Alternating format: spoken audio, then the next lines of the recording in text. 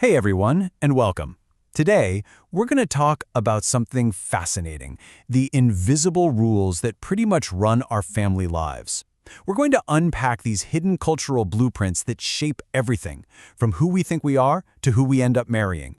Have you ever really thought about it? Why is it that some families are all about you standing on your own 2 feet, while others are built on this deep sense of duty to the group? Well, the answer comes down to two really powerful and often competing cultural scripts that have shaped societies all over the globe. All right, so here's our game plan. We're going to start with the big picture stuff, what we're calling the cultural blueprint. Then we'll zoom in on how that actually plays out at home. After that, we'll get into the clashes it can cause between generations. And finally, look at the really cool ways families are creating brand new rules. So let's jump right in with that foundational blueprint. So first up, the cultural blueprint. The best way to think about this is like the default operating system for a society. It's just quietly running in the background, shaping how we see the world and our own place in it. And at the very core of these blueprints, you basically have two fundamental ways of looking at the world. Sociologists call them individualism and collectivism. And trust me, these aren't just some dusty academic ideas. They are incredibly powerful forces that organize just about everything in family life. Okay, so first you've got individualism. This is the dominant vibe in places like the United States and Western Europe. Here, the individual is really the star of the show. The whole goal is to become your own person, self-reliant, expressing your unique personality, chasing your own dreams. And the core family unit, it tends to be small and independent, what we call the nuclear family. And then, on the complete other side of the coin, you have collectivism. This is really common in a ton of nations across Asia, Africa, and Latin America.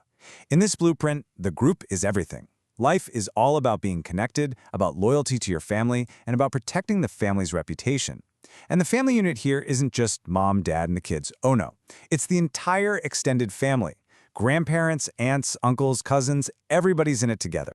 And this gets right to the very heart of who we think we are. You see, in an individualist culture, you define yourself by your own personal stuff. I am a graphic designer, or I am an adventurous person.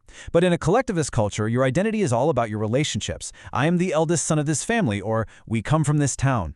Your whole sense of self is deeply, fundamentally tangled up with your role in the group. Okay, so that's the big picture theory, right? But how does this stuff actually show up at the dinner table? Let's zoom in on the specific rules of engagement and see how this blueprint really plays out in our day-to-day lives. Let's start with a big one, making major life decisions. In an individualist home, it's pretty much a given that choosing your career or who to marry is your personal right. Yeah, your parents might give you some advice, but at the end of the day, the final call is yours. But in a collectivist family, whoa, those aren't seen as individual choices at all. They're family projects, where the needs of the group can and often do come before what any one person wants. And this difference is just crystal clear when you look at something like marriage. Is it about two people falling in love? A union of two individuals? Or is it an alliance between two entire families, where practical things like social status and family lines are just as important, if not more? That single difference right there explains so much about family pressure, expectations, and even why something like divorce is seen so radically differently across cultures. And you can see how these differences just ripple out into every part of life. Seriously, think about it. What's the goal of raising a kid? Is it to create an independent adult or a dutiful family member? What about helping family? Is that a voluntary choice you make, or is it an automatic, lifelong duty you're born into? Is it healthy to disagree openly, or is that a threat to group harmony that you should avoid at all costs? These aren't small things. They are fundamentally different ways of living. Okay, but what happens when these two totally different blueprints end up under the same roof? Well, this is where things get really intense, especially in immigrant families. It can lead to this huge generational divide, where these cultural rules get tested every single day. And this quote, man, it just perfectly captures the emotional core of that conflict, doesn't it? It's this tug of war between feeling grateful for everything your parents gave up and this deep need to carve out your own path. It's the central struggle for so many young people who are trying to navigate two different worlds at once. So what's really going on here is something researchers call the acculturation gap. It's a fancy term for a pretty simple idea. Immigrant parents often, and understandably, hold on tight to the collectivist values from back home. But their kids? They're growing up in schools and with friends in a new country, and they just soak up its individualist norms like a sponge. They're basically adapting to the new culture at totally different speeds. And that gap, well, that's where the fireworks happen. The kid's desire for personal freedom smashes right into the expectation of family duty. Choosing to be an artist clashes with the pressure to become a doctor or engineer. Dating for love goes against family expectations for marriage. It is a genuine collision of worlds, and it's happening right there in the living room. But here's the thing.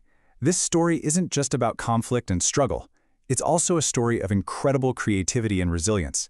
Families don't always just break apart. They innovate, they negotiate, and they end up forging entirely new blueprints, creating something amazing called a third culture. So when families navigate all this, the results can land somewhere along a spectrum. Some might go the route of assimilation, where one side just totally conforms. Others might choose separation, basically retreating from the new culture. But the most interesting and often the most successful path is right there in the middle. And that path is integration. This is not about choosing one culture over the other. It's about becoming bicultural. It's about consciously and thoughtfully blending both worlds. It's a real skill. These families learn to pick and choose, keeping traditions that are meaningful while also embracing new freedoms that help them thrive. They're building a bridge, not a wall. And check this out. Here's a brilliant, real-world example of how that actually works.